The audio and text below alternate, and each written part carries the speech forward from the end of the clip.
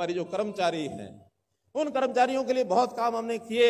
अभी 2 दिन पहले केंद्र की कैबिनेट ने यह कह दिया कि अब जो हमारी ओल्ड पेंशन स्कीम है और अब न्यू पेंशन स्कीम की जगह यूनाइटेड पेंशन स्कीम आई है, 3 दिन पहले डिक्लेयर हुई है। अब उसमें और उसमें कोई अंतर रहा नहीं है।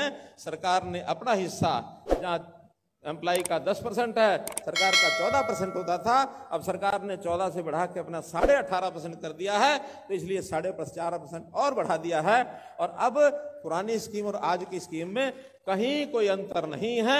इतना ही है कि उसमें सरकार का हिस्सा भी आएगा, हमारा हिस्सा भी जाएगा, हमें सुरक्षा मिलेगी और ओल्ड एज पेंशन भी तो हमें मिल ही रही है। हमारे जो पेंशनर हैं उनको भी आजीवन पेंशन मिलेगी, उनकी फैमिली पेंशन मिलेगी, उनको बाकी सब लाभ मिलेंगे। तो जो केंद्र ने किया है, अभी तो चूंकि आचार संहिता है इसलिए जहां आचार संहिता नहीं है उन्होंने तुरंत लागू कर दिया है। हरियाणा में हमारे मैनिफेस्टो में आएगा कि हम मैनिफेस्टो में होगा कि चुनाव के बाद इसको तुरंत लागू करेंगे। ये लाभ भी सब लोगों को निश्चित रूप से मिलेगा। হয় ছাৰবাইদেউসকল, কেন্দ্ৰীয় মন্ত্ৰী মনোহৰলাল যোশীৰ এই মন্তব্যৰ ওপৰত কৰ্মচাৰী সমাজে UPS অৰ্থাৎ ইউনিফাইড পেঞ্চন ব্যৱস্থাক লৈ কি প্ৰতিক্ৰিয়া প্ৰকাশ কৰিছে সেয়াও বলক আমি এটা ভিডিঅ' ক্লিপৰ জৰিয়তে জানি লওঁ। माननीय मनोहरलाल जी, आपने बिल्कुल ठीक कहा। आपने कर्मचारियों के लिए बहुत काम किए।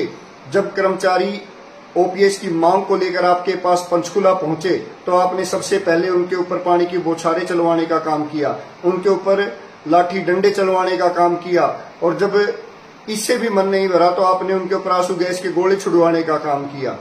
आप जिस एनपीएस की बड़ाई करते थकते नहीं थे, जिस एनपीएस को आप बेहतर बताते आए थे, आज ऐसा क्या हुआ कि एनपीएस को बदलकर नई यूनिफाइड पेंशन स्कीम लानी पड़ी, जिसको आप यूनाइटेड पेंशन स्कीम बोल रहे हो। पहले तो इस एक बार अच्छे से केंद्रीय कैबिनेट में जब इसको पास किया तो इसको एक बार पढ़ तो लेते, क्या ये कर्मचारी हित में है या कर्मचारियों के अहित में है। अगर दूसरा जो आप ये कह रहे हो कि अब यूनिफाइड पेंशन स्कीम और ओल्ड पेंशन स्कीम में कोई ज्यादा फर्क नहीं बचा, तो ओल्ड पेंशन स्कीम को लागू करने में क्या दिक्कत थी। और अगर यूनिफाइड पेंशन स्कीम यूपीएस इतनी ही बेहतर आपने बनाई है तो उसको सबसे पहले अपने ऊपर लागू क्यों नहीं किया गया, अपने विधायकों और सांसदों के लिए लागू क्यों नहीं किया।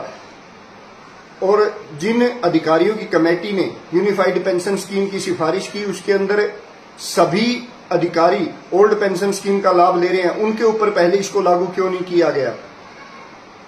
सच्चाई तो ये है कि यूनिफाइड पेंशन स्कीम कर्मचारियों के हित में नहीं है, ये केवल और केवल शेयर बाजार और कॉरपोरेट्स को लाभ पहुंचाने के लिए लाई गई है। और अगर ये बेहतर होती तो अपने ऊपर पहले लागू किया जाता और कर्मचारियों को इसकी पहले इसको बाद में इसको समझाया जाता। हमारी मांग ओपीएस की थी, ओपीएस की है और हमेशा ओपीएस की रहेगी जब तक हरियाणा प्रदेश के अंदर पुरानी पेंशन नीति बहाल नहीं हो जाती, पूरे देश के अंदर ओपीएस बहाल नहीं हो जाती, तब तक आंदोलन हमारा जारी रहेगा।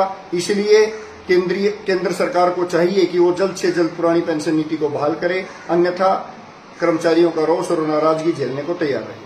হয় ছাৰবাইদেউসকল, কেন্দ্ৰীয় মন্ত্ৰী মনোহৰলাল যোশীৰ এই মন্তব্যৰ ওপৰত কৰ্মচাৰী সংগঠনে প্ৰতিক্ৰিয়া প্ৰকাশ কৰি কৈছে যে যেতিয়ালৈকে কেন্দ্ৰীয় চৰকাৰে এনপিএছ আৰু ইউপিএছ ব্যৱস্থাক বাতিল কৰি ওপিএছ পুনৰ প্ৰৱৰ্তন নকৰে তেতিয়ালৈকে দেশৰ চৰকাৰী কৰ্মচাৰী সমাজে ওপিএছ পুনৰ প্ৰৱৰ্তনৰ দাবীৰে তীব্ৰ আন্দোলন গঢ়ি তুলিব আৰু চলাই যাব। গতিকে ছাৰবাইদেউসকল, লগৰ বন্ধুবৰ্গক এই ভিডিঅ'টো শ্বেয়াৰ কৰি আজিৰ এই গুৰুত্বপূৰ্ণ খবৰটো জনাই দিব আৰু নতুনকৈ অহা ছাৰবাইদেউসকলক অনুগ্ৰহ কৰি আমাৰ এই চেনেলটো ছাবস্ক্ৰাইব কৰি ল'ব। ধন্যবাদ।